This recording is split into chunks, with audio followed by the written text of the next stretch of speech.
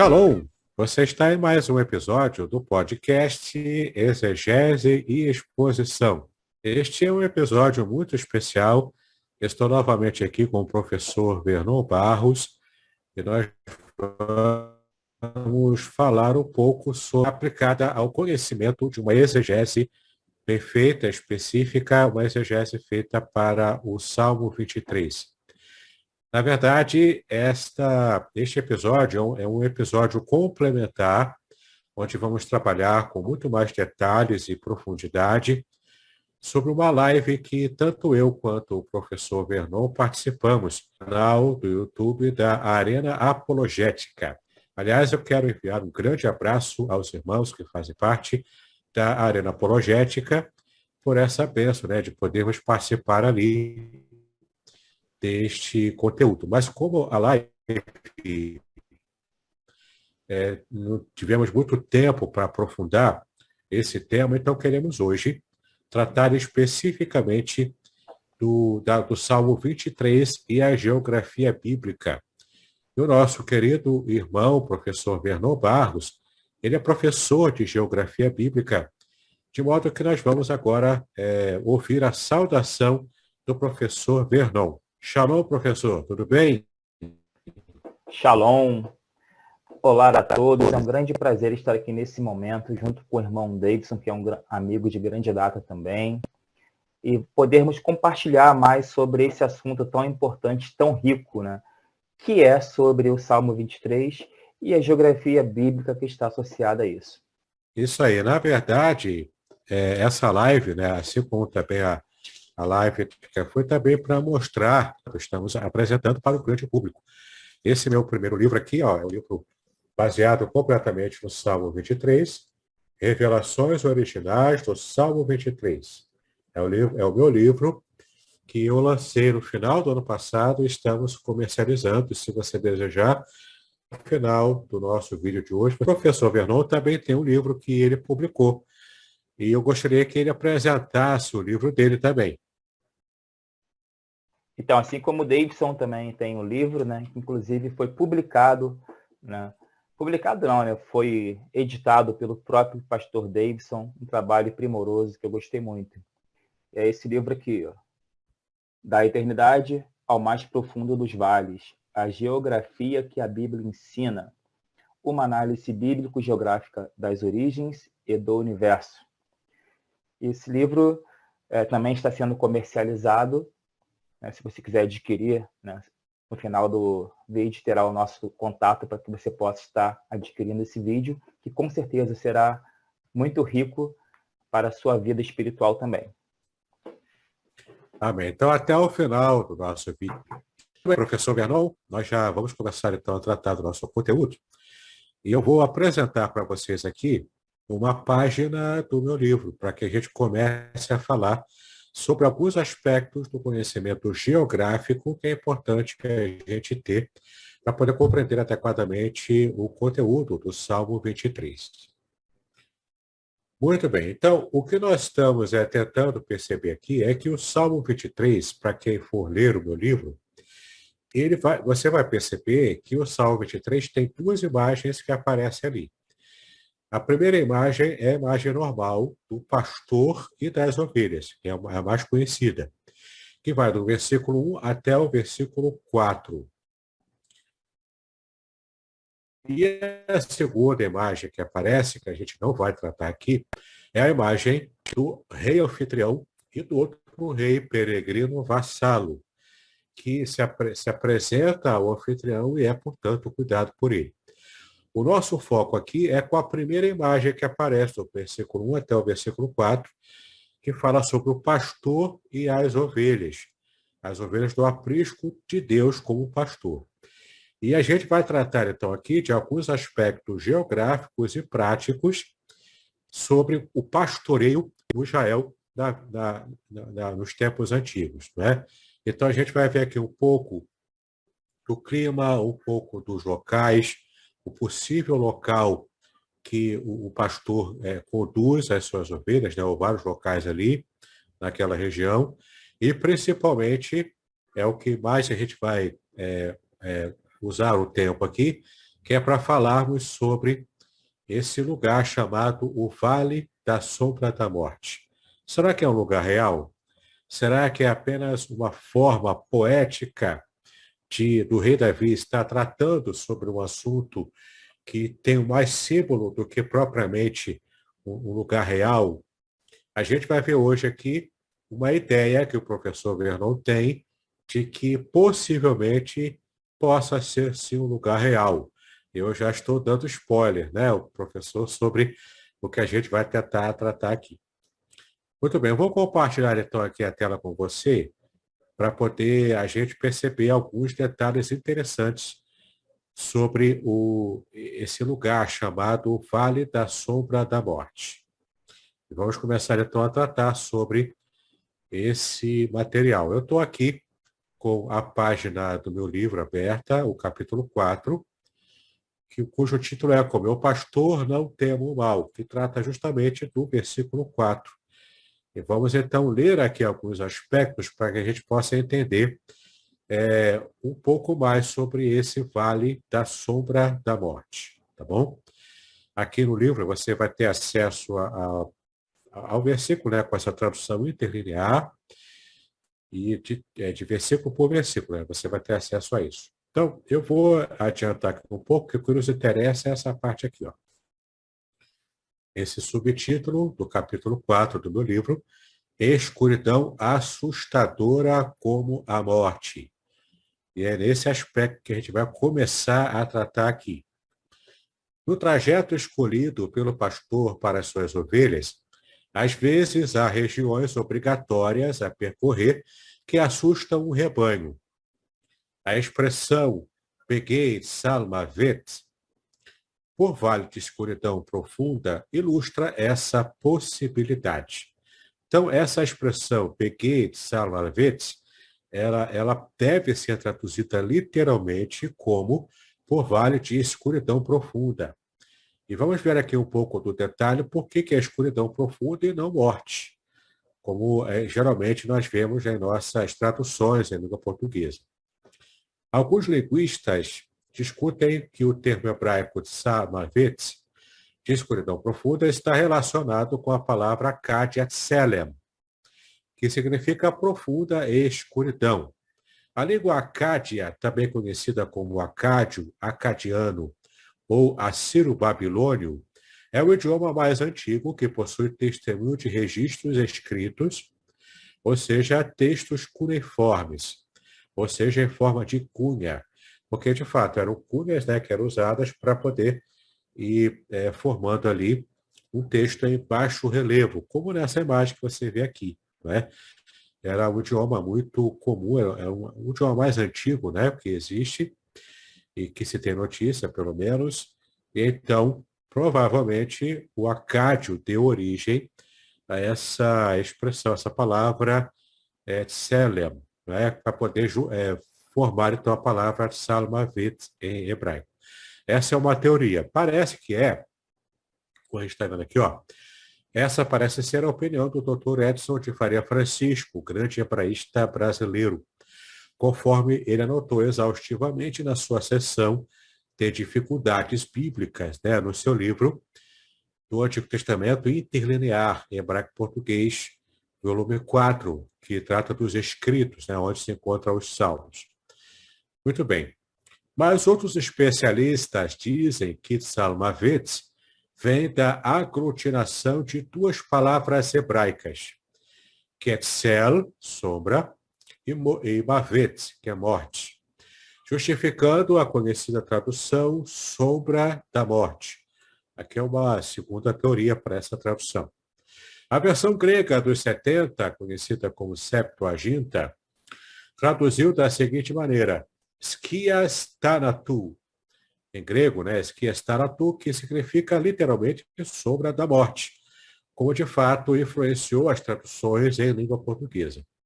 Então, levando em conta a antiquíssima tradução da Septuaginta, é possível que esse seja um indicativo de que a ideia da morte estava realmente presente na mente de Davi quando compôs o versículo.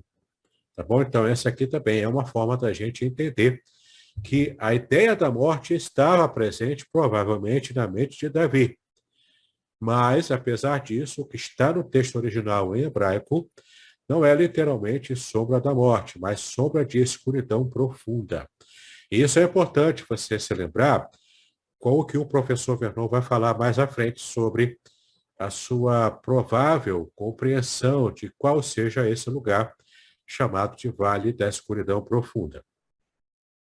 Bom, mas isso não quer dizer que a composição da palavra de Salmavitz, de escuridão profunda, tenha de ser necessariamente esta da última opção, ou seja, a da continuação das duas palavras hebraicas.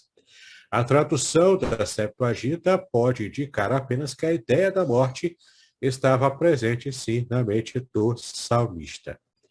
Tratando ainda do termo hebraico, observe o seguinte. Esse termo aparece cerca de 20 vezes no Antigo Testamento. Obviamente, ele denota uma intensa escuridão que representa perigo extremo para a ovelha. Você tem algumas passagens aqui que você pode depois olhar com calma. Então, de trevas e morte se adequa a este contexto específico, visto que é o vale da sombra da morte que os maiores perigos, como de um predador, por exemplo, espreitam as ovelhas. Este comentário aqui é feito na Bíblia de Estudo King James 1611. É publicado pela BV Books, que é uma Bíblia com vários comentários muito interessantes que vale mesmo a pena a gente levar em conta, tá bom? Continuando aqui ainda no meu livro, nós temos aqui um autor muito famoso e conhecido também no meio evangélico, Derek Kidner, em seu comentário da Edições Vida Nova. Ele amplia o estudo sublinhando o uso do termo em outras passagens da Bíblia hebraica também. Vale a pena, então, a gente conferir o seu comentário. Ele é um pouquinho mais extenso, mas olha que interessante o que ele coloca aqui, né? Sombra da morte é o significado literal de uma única palavra hebraica, Salmavit, que ocorre quase 20 vezes no Antigo Testamento. E este significado é o mais certo neste contexto. Em muitos lugares onde esta palavra ocorre, morte pode ser um tipo de superlativo, ou seja, de algo que está exagerando, né? Algo que é superlativo. Como na interpretação que a nova New English Bible, né, que é uma nova versão em inglês, que é essa versão dá aqui. Escuro como a morte, e no termo profundo, as trevas também. Empregado por outra versão inglesa aqui. Em outras ocorrências também. Uma tradução destas aqui, conforme a nota de outra versão em inglês, o vale mais escuro, alargaria a referência do versículo para incluir outras crises além da crise final. Embora a escuridão seja o pensamento principal na maioria dos contextos desta palavra no Antigo Testamento, a morte predomina em alguns poucos, inclusive neste versículo, e aqui o autor diz que é a sua opinião. Em Jó 38:17, as portas de Salmavit correspondem às portas da própria morte. E aqui você percebe, então, uma possível alusão também à ideia da morte. Neste mesmo versículo. E em Jeremias 2:6, este termo descreve o perigo do deserto, que é um lugar de morte mais do que de escuridão especial. Nos outros trechos, Septuaginta emprega a sombra da morte como sua tradução mais frequente da palavra, a palavra aqui de Salmavit. Em Mateus 4:16, o acréscimo de e, na região e sombra da morte, trata a morte como sendo algo mais do que um mero reforçar de sombra. E no cântico de Zacarias, marca o clímax após a palavra trevas, como em Lucas 1:79. Tu, neste ponto de perigo, toma o lugar de ele. O trato de pessoa para pessoa, pois o pastor já não está adiantado para guiar, mas ao lado, para escoltar as ovelhas que andam, né, segundo o seu caminhar. Em tempos de necessidades, o companheirismo é bom. E ele está armado. A vara, um cacete carregado à cintura e o cajado para ajudar a caminhar e para recolher o rebanho. Essas eram a arma e o implemento do pastor. aquela para a defesa, conforme o 1 Samuel 17:35, e este para o controle, sendo que a disciplina é segurança. Deixando de lado esta metáfora, somente o Senhor pode guiar o homem através da morte. Todos os demais guias voltam para trás e o viajante tem que prosseguir sozinho. Veja que interessante, então, esse comentário de Derek Kidner, né? O comentário dos Salmos, de 1 a 72, dos livros 1 e 2 dos Salmos, né? Publicado por Vida Nova. Só para a gente fechar aqui o último parágrafo dessa leitura. A Bíblia de Estudo Nova Almeida Atualizada amplia a discussão, apontando que talvez a ideia seja que no deserto podem se encontrar sombras profundas. E aqui vem também um dado importante, interessante, né? E não se pode ter certeza sobre quem, sejam bandidos ou o que, sejam animais ou inundações, que podem se esconder nesses vãos, né, desse vale profundo, de escuridão profunda. Assim, a ovelha de Yahweh não precisa temer o trajeto escuro e perigoso, pois ela se sente segura e amparada pelo seu pastor. Eu recomendo que você possa conhecer e adquirir a Bíblia de Estudo da Nova Almeida Atualizada. Ela tem artigos muito bons em nível acadêmico mesmo, né? Então, realmente, eu recomendo que você possa conhecer esse material, tá? Então, aqui é para a gente começar a entender essa discussão sobre essa expressão que aparece no versículo 4 do Salmo 23, a expressão Salmavet, em hebraico, que tem essa discussão, então. Você pode ser traduzida como vale de escuridão profunda, como é a opção que eu fiz no meu livro, ou vale da sombra da morte, que é a opção mais tradicional, que a maioria das versões em língua portuguesa traz essa tradução. Gostaria agora de ouvir o professor Vernon para que ele possa falar um pouco sobre esse assunto, sobre esse vale da sombra da morte. Ele pode, inclusive, se quiser, compartilhar tela para que ele possa ilustrar o que ele vai falar agora. Bom, eu fiquei aqui, assim, admirando muito o trabalho do pastor Davidson, que teve toda a preocupação de buscar muitas informações acerca desse vale de escuridão profunda. E eu, antigamente, não tinha essa ideia, né, de que esse vale, conhecido como da sombra da morte, fosse um vale, digamos, mais geográfico, porque um vale profundo é justamente isso, um vale escuro, que pode abrigar vários perigos, né? Eu não tinha essa ideia. E foi somente, né, lendo esse livro de pastor Davidson que eu pude ter essa nova ideia do que poderia significar esse versículo, né, 4 do Salmo 23. E isso é muito bom porque aprofunda o nosso conhecimento, né, acerca de Deus e da sua palavra, né? E para mim, como geógrafo, vale é uma coisa que me encanta. Muitas pessoas têm uma, digamos, uma opinião muito, não digo errada, mas é uma opinião que eu vejo equivocada quando as pessoas falam de vale, porque associam geralmente ao vale da sombra da morte. Mas geralmente um vale é para ser uma coisa bela, uma coisa linda, maravilhosa, cheia de vida, né? Porque é justamente por onde corre o leito de um rio. E rio é sinônimo de vida. Então, em outras palavras, vale também é sinônimo de vida. Apesar de que naquela região, por ser uma região desértica, os rios não estão em todo o tempo correndo por esses vales. Então, tem épocas do ano que eles são mais, digamos, tenebrosos, justamente por não ter esse clima que é próprio para que tem um vale com muita vida e muita vida animal, vegetal e tudo mais. Lá não. Lá tem época de chuva e época de seca. As épocas de seca são muito mais, digamos, são maiores do que as épocas de chuva, o que causa a própria aparência, a paisagem daquela época, não, desculpa. O que faz com que a paisagem daquela região seja uma paisagem árida, inóspita, um deserto em si mesmo. Aqui nós temos uma tela do Google Earth, uma tela atual, né, que mostra os países atuais dessa região, como Israel e Jordânia. E vamos aqui fazer uma pequena viagem por alguns lugares selecionados, tá?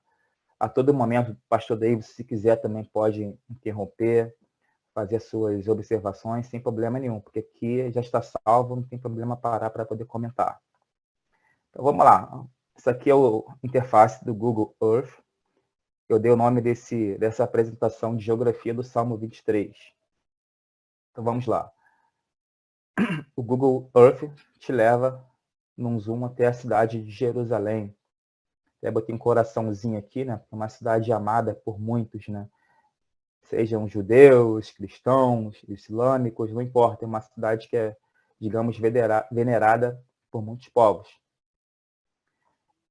Aqui mesmo temos aqui, ó, por curiosidade, o Domo da Rocha, né? E aqui do outro lado aqui temos uma montanha, um monte, que é o Monte das Oliveiras.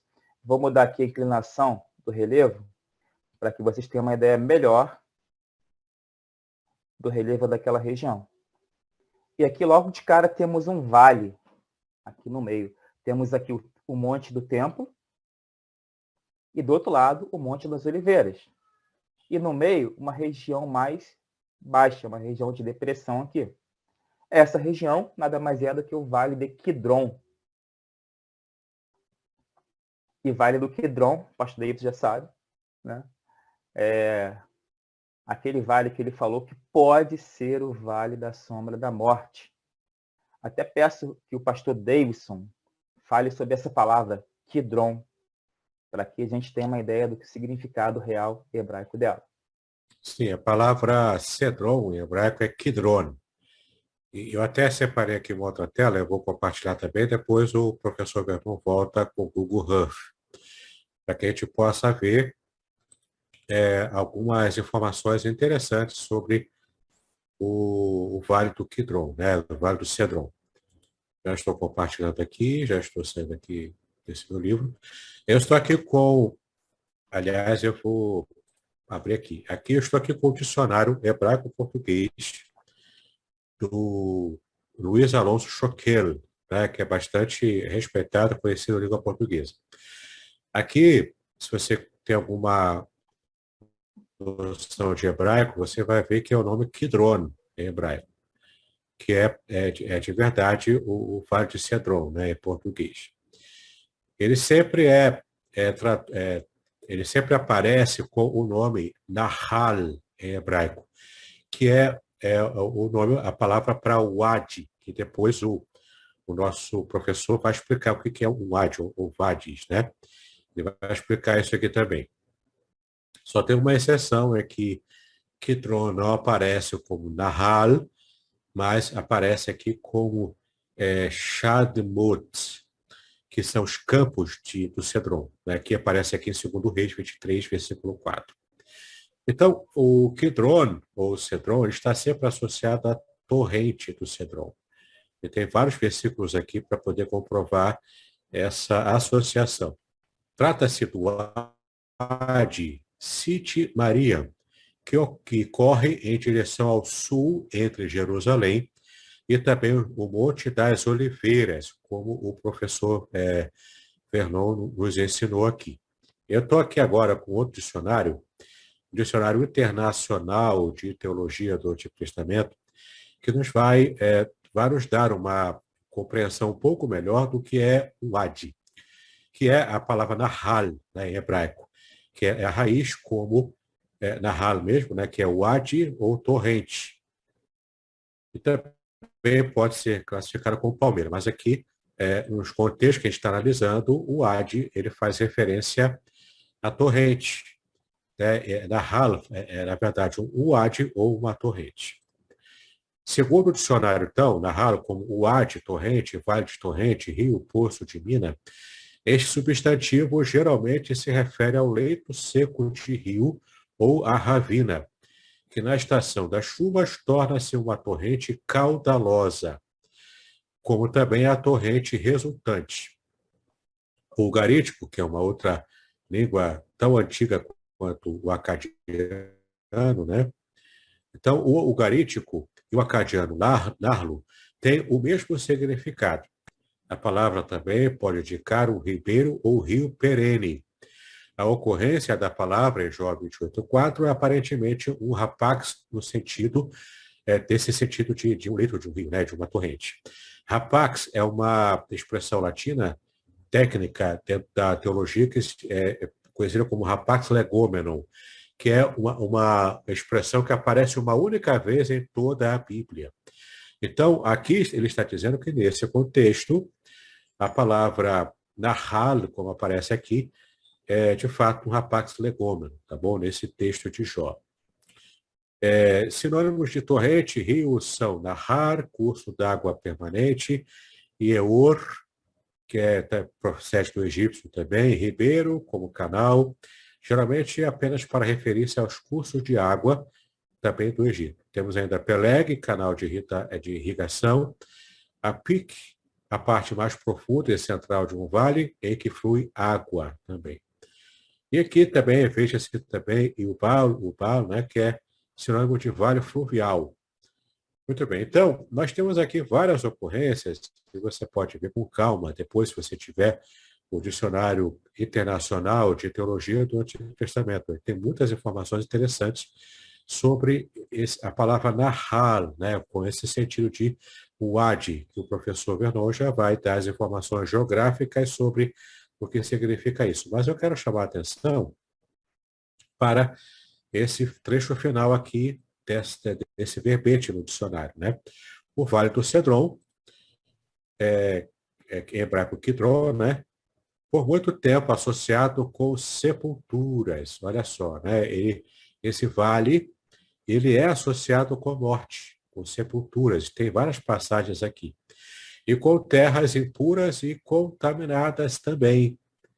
Então, é o vale que, embora seja um vade, né, com torrentes de água, provavelmente, quando ele não tem essas águas correndo sobre ele, né, em alguma estação específica, ele é associado à impureza, à contaminação e principalmente à morte.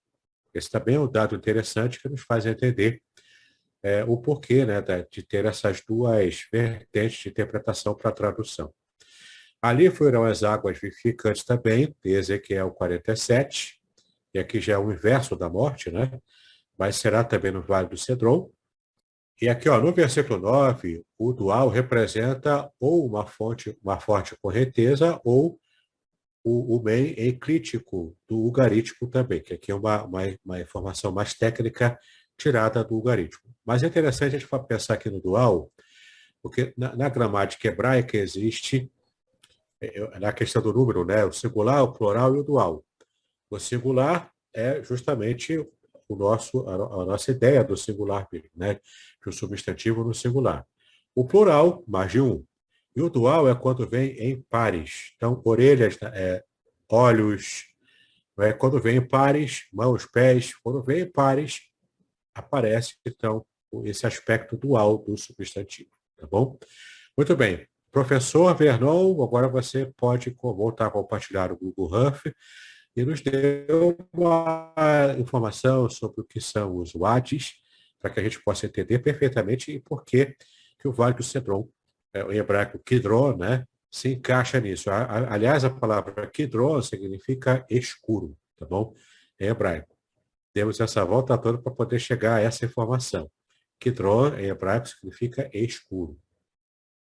Bom, e aqui nós vemos esse vale tão curioso que é o Vale do Rio Cedron, ou Kidron, que significa escuro. Vamos falar mais sobre isso mais à frente, mas como o pastor Davis pediu, vamos agora falar um pouco sobre o que significa o Ad.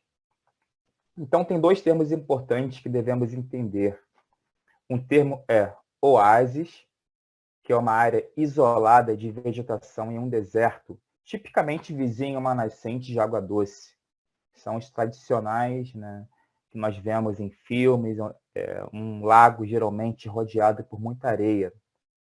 E também temos os wadi, que, como o pastor já leu, é um leito seco de um rio no qual as águas correm apenas na estação das chuvas. Então, esse ribeiro de Kidron, esse vale de Kidron, como o próprio Google Earth está mostrando para a gente, é um vale encaixado, né, aqui no mapa, na Terra. Vou colocar aqui para vocês mais informações na tela sobre esse Nahal Kidron. Vou compartilhar algumas fotos para que você tenha uma ideia de como que é aquela área em volta do Nahal Kidron, e não apenas perto de Jerusalém. Jerusalém está numa posição mais alta no relevo, numa cadeia de montanhas, tem um clima muito mais úmido do que nas imediações do Mar Morto, onde o clima é muito mais seco. E o Kidron nasce nos arredores de Jerusalém e corre para o leste em direção ao Mar Morto. Então aqui já dá para ter uma ideia, né? Por que o mar é chamado de morto também? Porque ele é rodeado de desertos. Como vemos, são desertos e não são desertos de areia, aqueles tradicionais que nós vemos, como, por exemplo, o deserto do Saara. Na verdade, existem vários tipos de desertos.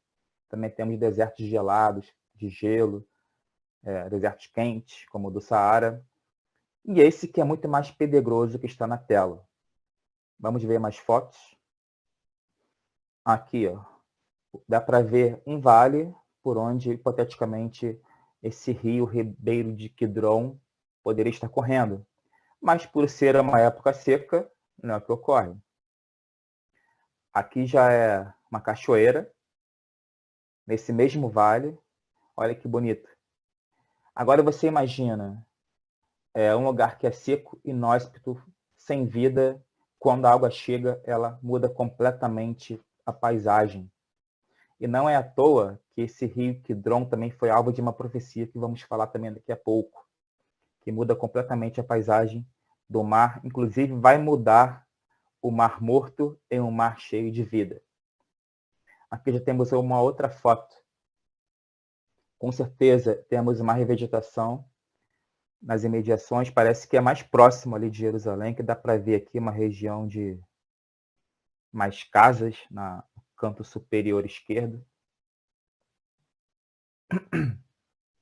Olha ele aí. Suas águas, não dá para saber se são poluídas ou não, mas dá para ver que tem uma sujeira aqui, partes azuis, ou seja, desde os tempos bíblicos esse rio continua sendo poluído. Incrível. O ser humano consegue acabar com a natureza divina que Deus criou. Sem precedente. Aí, essa é uma nova foto do Nahal Kidron, mas nas imediações de Jerusalém. Totalmente urbanizado, e muitas vezes com a urbanização, leitos de rios somem, porque se passa com asfalto por cima, pontes. A urbanização geralmente rouba o leito do rio para que tenha mais espaço para casas e outros atributos urbanos. Mas, enfim, este é o Nahal Kidron com algumas de suas imagens. Então, olha só, aqui temos o deserto da Judéia, que é o deserto que o rio Kidron atravessa até chegar aqui no Mar Morto. Repara, aqui temos o Mar Morto, e o Nahal Kidron está entre Jerusalém, atravessa todo o deserto da Judéia, até desaguar no Mar Morto. E para que você tenha uma ideia, olha só, vou novamente aqui dar uma inclinação no Google Earth, para que vocês vejam, para que vocês vejam que esse rio, ele corre pelas partes mais baixas do relevo, subindo até Jerusalém. O Google, infelizmente, não dá muitos detalhes, né, mais profundos de como seriam essas áreas por onde o rio corre. Mas, com certeza, se estivéssemos lá, veríamos um vale bem profundo que corre em meio a desertos. Porque o rio, na medida que ele vai passando, percorrendo o seu caminho, ele vai escavando cada vez mais a região que ele está percorrendo, fazendo com que os vales fiquem cada vez mais profundos e escuros também. Estamos aqui subindo até chegar aqui em Jerusalém. Ó. essa área que já pertence à região metropolitana de Jerusalém. David, se quiser falar alguma coisa, fica à vontade também. Ah, Que o sim, vale eu ia fazer um comentário que o vale ele se torna escuro quando ele não está com a torrente de água do rio, né, correndo sobre ele. Então, as ovelhas, quando vão caminhando por aquela região, elas veem apenas um vale muito escuro que causa medo no coração da ovelha, não é? É isso mesmo, professor Vernon? Sim, exatamente. O Vale Escuro, como o Vale do Rio Cedron e muitos outros vales da região de Jerusalém, inclusive Belém, né, que é a cidade natal aí, né, do querido rei Davi. Rei Davi, nossa referência de pastor de ovelhas, né? Eu fico aqui, cara, se você deixar, eu fico aqui no Google, né, Earth, me perco aqui de tanta coisa legal que ele oferece pra gente. Por exemplo, quando vem aqui em Belém, coloco mais informações, vem as fotos de Belém. Demorando um pouquinho a carregar. São vários. Eu sei que Davidson, ele é meio suspeito para falar sobre Israel, né? Porque ele está sempre postando foto de Israel, que eu percebo lá no Instagram. Ele ama Israel. Também, né? Não é para menos. São várias belíssimas fotos aqui no caso de Belém, que, digamos, é uma região próxima à cidade de Jerusalém. É como se fosse a periferia de Jerusalém. E foi por aqui que Davi pastoreava suas ovelhas. Repare uma coisa muito importante aqui na área em redor de Jerusalém e de Belém, é a proximidade com o deserto da Judéia. E mesmo aqui em Belém, né, apesar de ser uma região um pouco mais úmida, é notório que é uma região ainda que carece, né, digamos, de umidade. Por quê?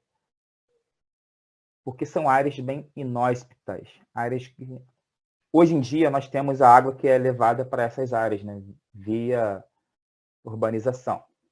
Mas antigamente, aquilo que nós estamos vendo verde hoje aqui, poderia não ser o caso de 2000 anos atrás.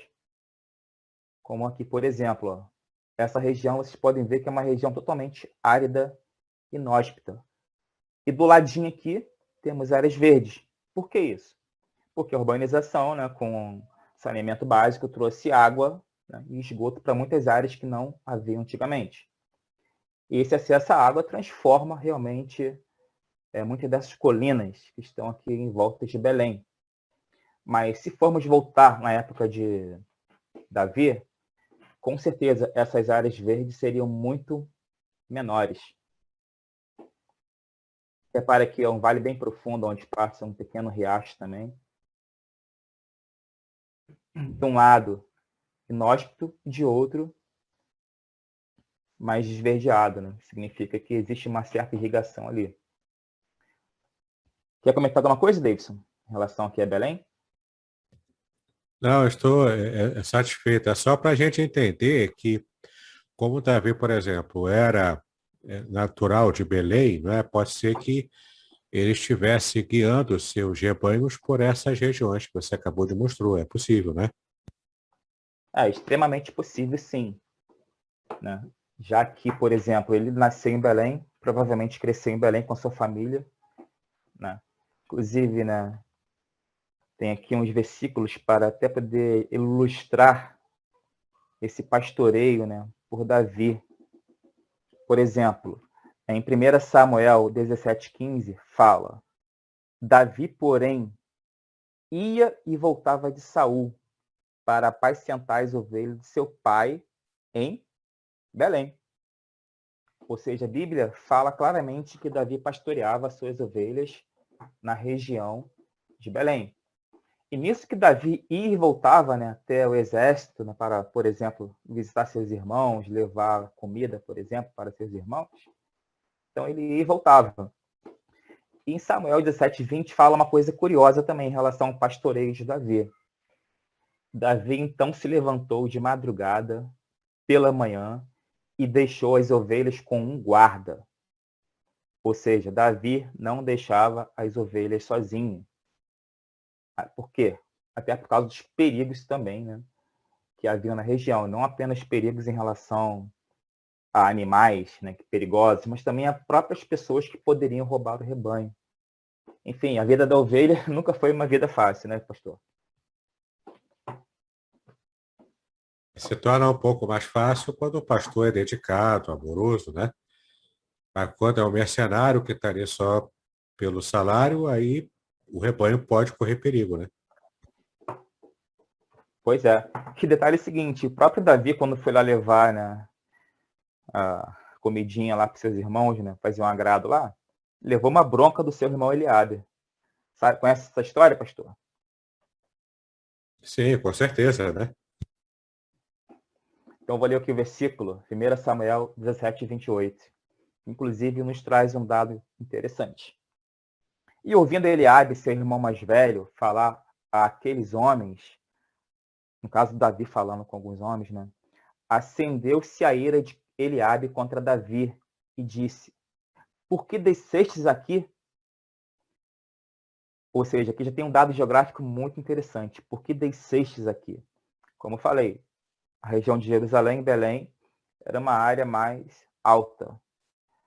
Aqui, como era o embate contra os filisteus, né, contra Golias, aquela região mais a oeste de Jerusalém, ou seja, descendo, digamos, a montanha em direção ao mar Mediterrâneo. Em direção até um outro Nihal, né, que é o Nahal, né, desculpa, de Elá, o Vale de Elá, por onde teve aquela batalha dos judeus contra os filisteus. Há até um dado também cultural, não apenas geográfico, né? De fato, Jerusalém, ela está, né, numa colina, ela está mais alta. Mas há um dado cultural também. Mesmo que não fosse tão alto assim Jerusalém, se diz que eu vou subir a Jerusalém e nunca que eu vou descer a Jerusalém. Né? Imagine que alguém está no monte ainda acima da cidade de Jerusalém. Então ele não disse eu vou descer até Jerusalém. Eu vou subir, sempre subindo, porque é uma questão cultural, o modo de se falar assim na época bíblica. Assim, bem interessante esse dado também. Mas nesse caso, né, o Davi desceu de Belém, que inclusive é verdade, né, nos arredores de Jerusalém também. Mas é que ele fala: com quem deixastes aquelas poucas ovelhas no deserto? Esse dado é muito interessante. Davi veio de Belém, em direção aos seus irmãos. Deixou suas ovelhas com guarda e seu irmão confirmou que ele deixou aquelas ovelhas numa região desértica. Ou seja, Belém, por mais que tenha uma certa proximidade com Jerusalém, ainda assim existem muitos desertos nos arredores, por onde os pastores levavam suas ovelhas para pastorear. Isso é um dado importante, porque diferenciar deserto também é uma coisa muito importante que precisamos fazer. Como já falei, nem todo deserto é igual.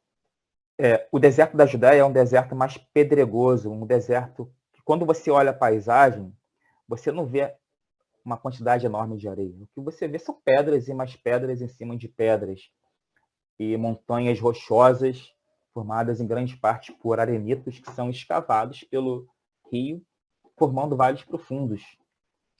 Principalmente quando esses rios, né, são enchidos pelas chuvas de inverno.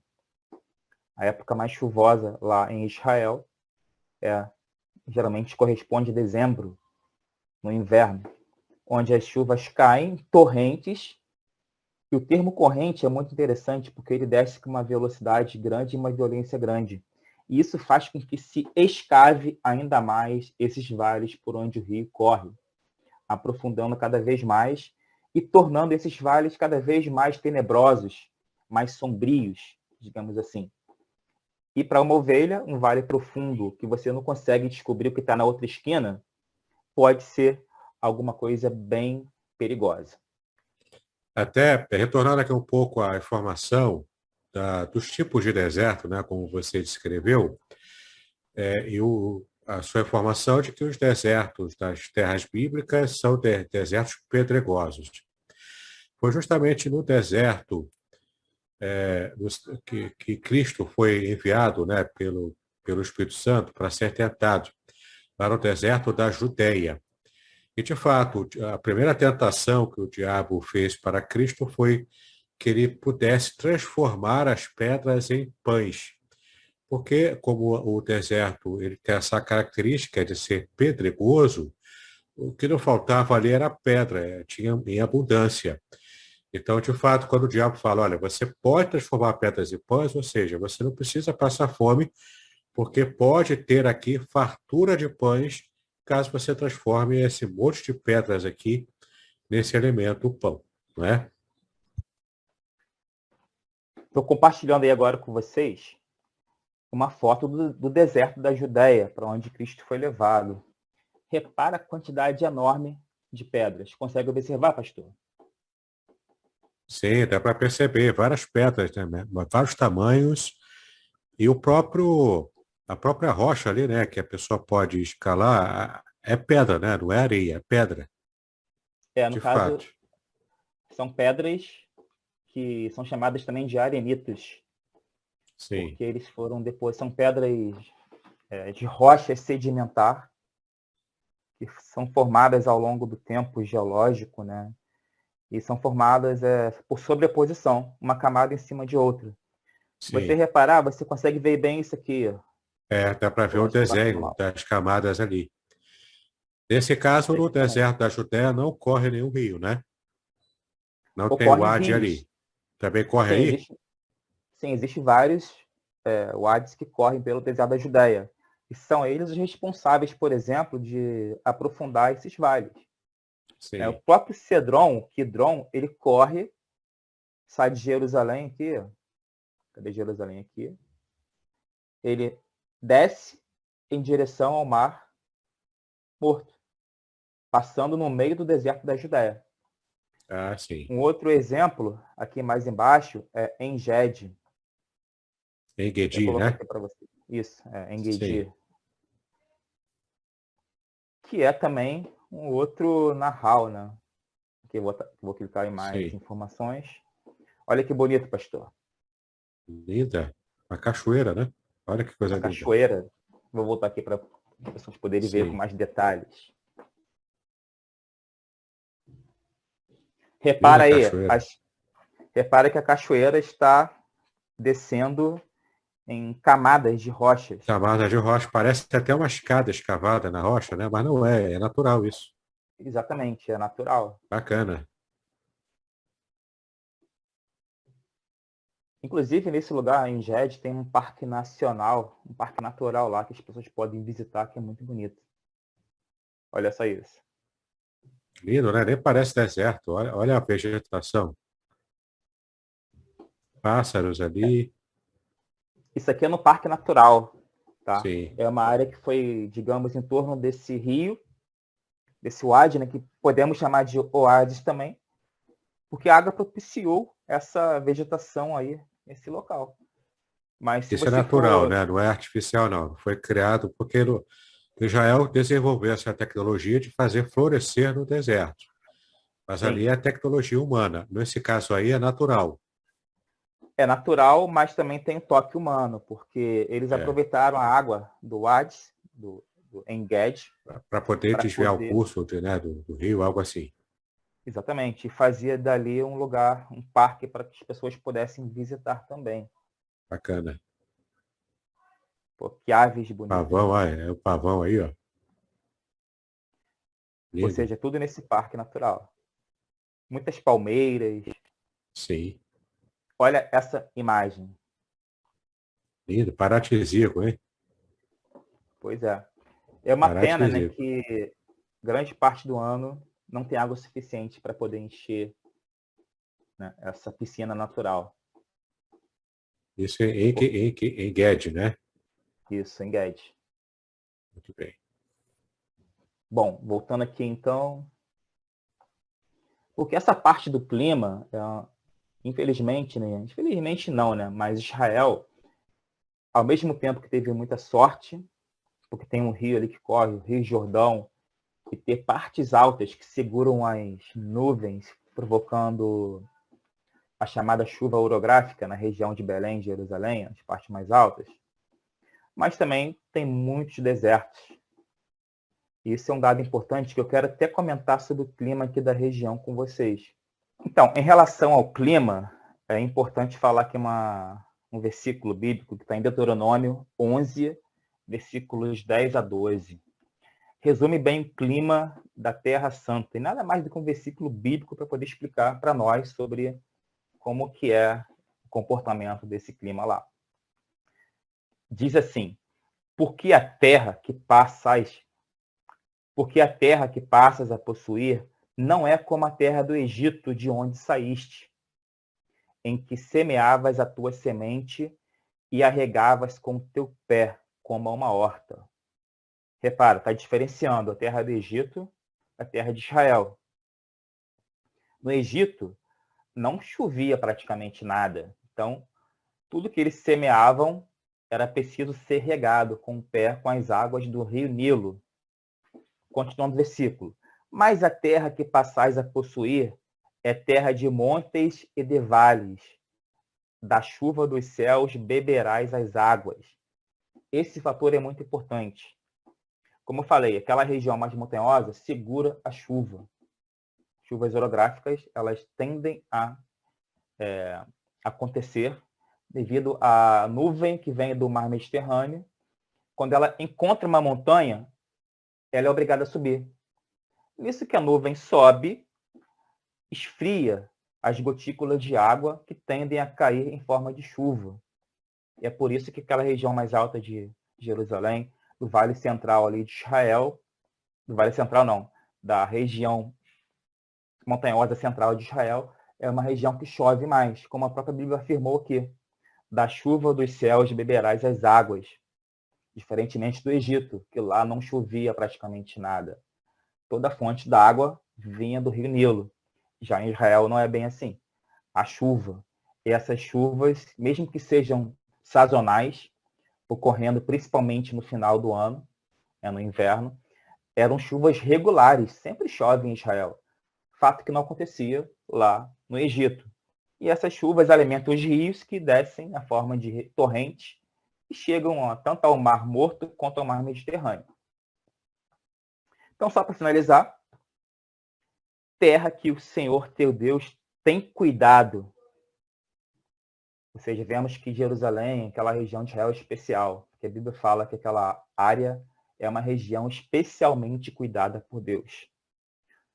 Os olhos do Senhor teu Deus estão sobre ela continuamente, desde o princípio até o fim do ano. Quem quiser conferir, Deuteronômio 11, 10 a 12. E outros dados interessantes também de clima da região também está em Jó 37, 9. As tempestades violentas vêm do sul e o frio vem do norte. Aqui no Brasil, o frio vem do sul, né? Porque estamos no hemisfério sul. Então, quando chega uma frente fria, ela vem do sul. E já como Israel está no hemisfério norte, toda frente fria que chegar naquela área, ela com certeza virá do norte. E a Bíblia também registra isso. Como também em Provérbios 25, 23, fala o seguinte: o vento norte traz chuva, e a língua fingida, o rosto irado. Isso é só uma palhinha do que a Bíblia fala sobre o clima da região, que é muito interessante. Algum comentário, pastor? Sim, é bem interessante a gente perceber que o texto bíblico, né, diz que era a terra que mana leite e mel. E às vezes a gente tem uma noção errada do que seria esse leite e mel, né? O leite que a Bíblia se refere sobre Canaã é o leite de cabras, do ponto de vista cultural, né? E também do produto que é bastante abundante ali. Então, quando fala leite e mel, é o leite de cabras, e o mel não é o mel que nós conhecemos tradicionalmente aqui no Brasil, o mel de abelha. É o mel de tâmaras, aquela fruta tâmaras que se produz o mel, aquele sumo, né, da tâmara bem adocicado. Esse é o mel que a Bíblia se refere, porque de fato tamareiras são muito abundantes na região de Canaã, na região de Israel. Muito bem, professor Vernon, tem mais algum detalhe interessante que você queira explorar sobre o Salmo 23 e a geografia que está contida nesse salmo? Sim, sim, com certeza. Se deixar, tem muito pano para manga, né?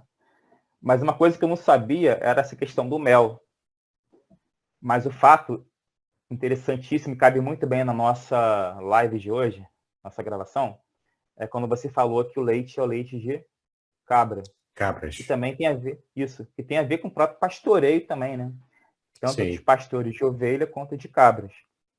Eu só queria aqui falar um pouco sobre essa atividade econômica, né? Que é a atividade econômica que nós chamamos de setor primário, quando se extrai o sustento da própria terra, né, ou do que a terra oferece, sejam colher frutas numa árvore, seja pescar rios no lago ou no rio, desculpa, seja pescar, né, no rio ou no lago, e assim também você pastorear ovelhas ou cabras também corresponde ao setor primário.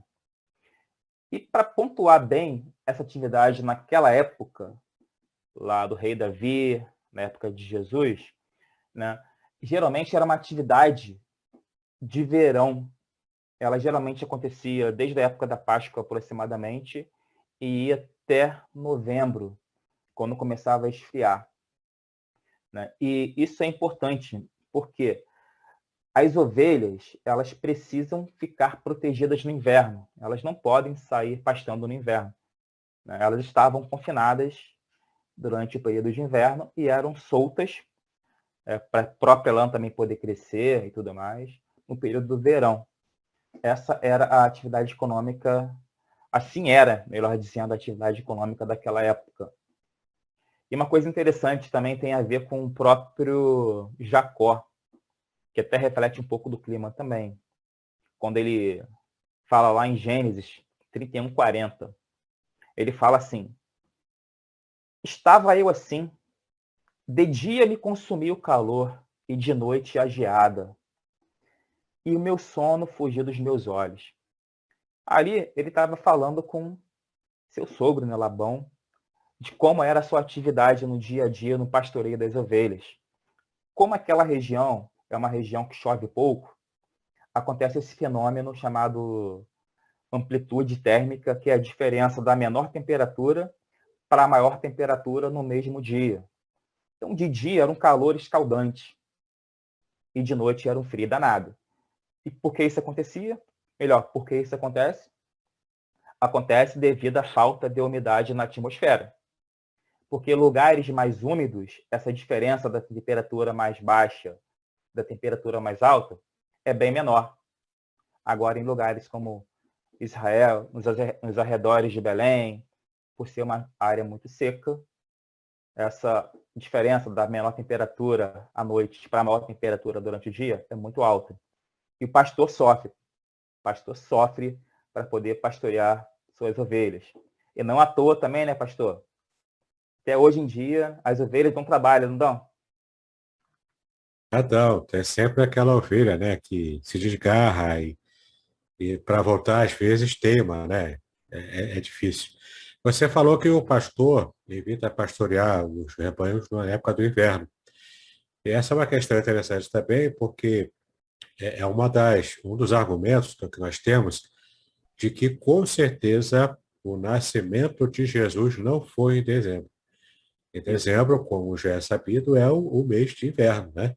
Equivalente ao inverno em Israel. E na época do inverno, em Israel neva. Até hoje neva, cai neve mesmo. E é interessante isso porque os estudiosos, provavelmente, fazendo seus cálculos, ou analisando os detalhes também, né, geográficos, de clima, chegaram à conclusão hoje de que provavelmente a época aproximada do nascimento de Cristo foi no mês de outubro e não em dezembro. Esse é um dado importante que justamente o fato dos pastores estarem a céu aberto à noite, cuidando das suas ovelhas, quando eles viram, né, a estrela brilhando sobre o lugar, eles foram ali para verificar o que estava acontecendo isso seria impossível acontecer em dezembro, por causa dessa característica que o professor Vernon acabou de nos ensinar, né, de nos explicar. Verdade. E além disso, né, nos vales profundos daquela área, né, haviam muitos animais perigosos. Vou dar alguns exemplos de animais: hienas, chacais, lobos e até ursos, né? Naquela época eram mais comuns. Hoje em dia você não vai ver um urso naquela região, talvez nem hiena, mas naquela época esses animais ainda não estavam totalmente extintos. Eles foram sendo extintos da região gradativamente, até que não sobrou mais nenhum. São animais que não existem mais atualmente, mas que naquela época existiam naquela região e eram perigosos, inclusive podendo até matar o pastor. Não à toa o pastor tinha que andar armado, como o pastor Davidson bem sinalizou ali, né? Com bordão, com cacete, né? Porque se não tivesse isso, ele poderia perder sua própria vida salvando a vida das ovelhas. E aí vem uma parte interessante em relação ao próprio Jesus, né? Quando ele fala que o bom pastor dá a sua vida pelas ovelhas. E aquele que é mercenário, ele foge diante do perigo. Correto, pastor? Perfeito, isso mesmo. Então, o outro dado também, para a gente já chegar no final do nosso vídeo, é que na cultura antiga, especialmente os egípcios, eles olhavam o pastoreio e viam os pastores com preconceito social. Eles não davam muito cartaz, né, para pastores, não gostavam e tinham preconceito social contra os pastores. Enquanto que na Bíblia, embora também tenha um pouco desse problema de preconceito social, mas na Bíblia, assim como os outros povos ali da Mesopotâmia, os povos antigos, né, os reis e os deuses eram sempre associados a essa atividade do pastoreio do povo. Então, é bem interessante porque a Bíblia também é um produto do seu meio histórico-social. Então, quando apresenta a Deus como pastor de Israel, ela está, na verdade, também reproduzindo uma cultura de sua época, de sua geografia ali, né? É bem interessante a gente conhecer também esses detalhes. Então, para finalizar, faltou falar do rio, do Vale de Quidron. Qual é a tese central, né, do nosso pensamento aqui? É mais uma ideia, né? O Vale do Rio Quedron, ele pode ser traduzido também como Vale Escuro. Quedron, como o pastor Davis falou, significa escuro. E isso pode, né, dar uma margem para que este possa possivelmente ser o rio do Salmo 23:4. Pode ser esse vale, não estou afirmando que ele seja. Mas por ele passar próximo justamente aos lugares de pastoreio do rei Davi, então provavelmente seria um vale muito propício de ser encaixado, né, nesse versículo 4. E não apenas por isso, como o pastor Davis falou também, era um vale que tinha muitas sepulturas, muita poluição.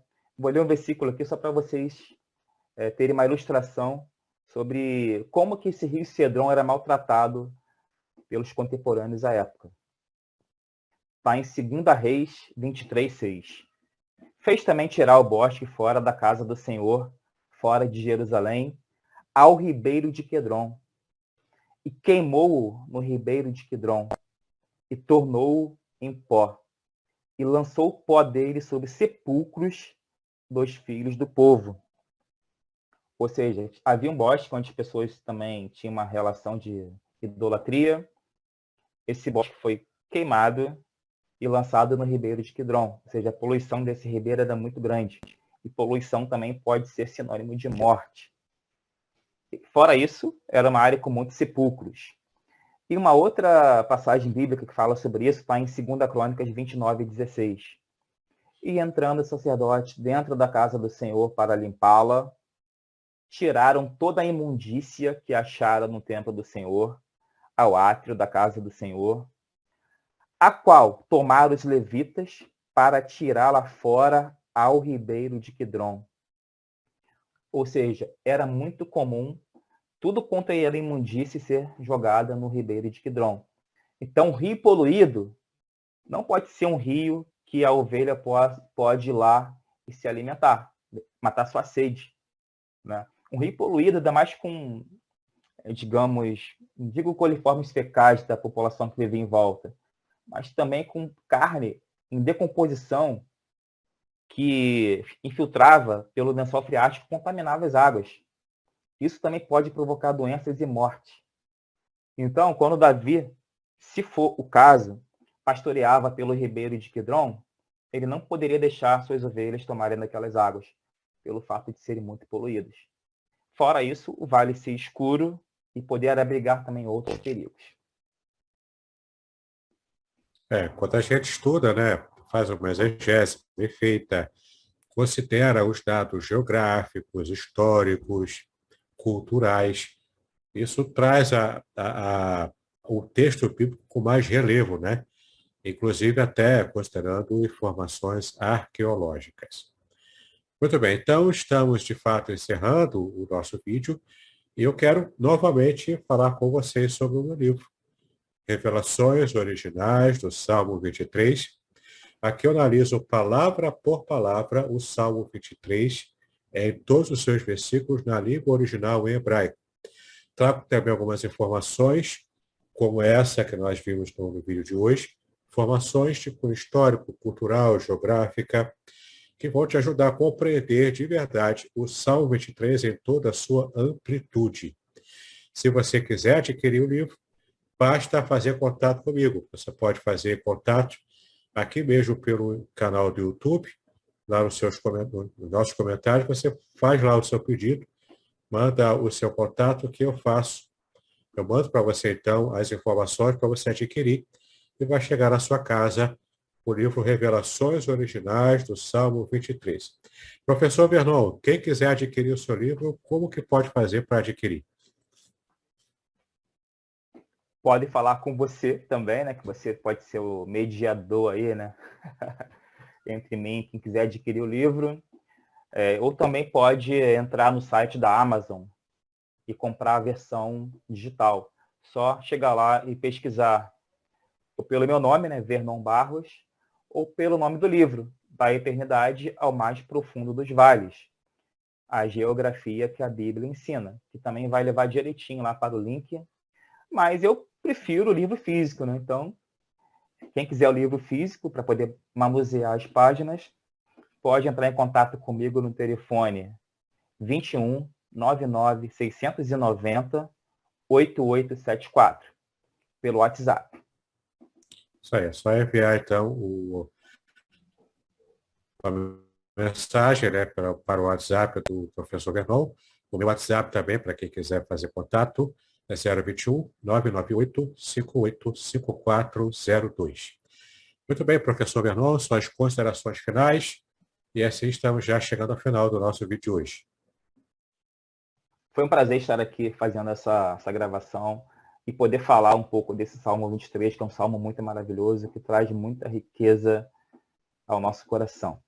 Então, para mim, é só dizer que é um prazer estar aqui e espero ter outras oportunidades de poder fazer mais para levar mais conhecimento aos nossos ouvintes. Amém. E também quero agradecer a sua atenção até agora, dizer que para mim é uma grande alegria ter você nos acompanhando, nossos estudos, nossas mensagens. Continue aqui, compartilhe esse vídeo se você gostou, se trouxe edificação para a sua vida e também nos ajude a divulgar, né, para que possamos crescer. Esse vídeo também estará provavelmente no canal do professor Vernon, canal do YouTube também, assim como estará no meu, e também, para quem prefere ouvir em podcasts, poderá também ouvi-lo no seu agregador especial, né, recebendo no seu feed. Então, é só assinalar no feed exegese e exposição, que é o programa para o seu podcast, tá bom? Muito bem, que Deus abençoe os seus estudos, paz e bênção sobre a sua vida.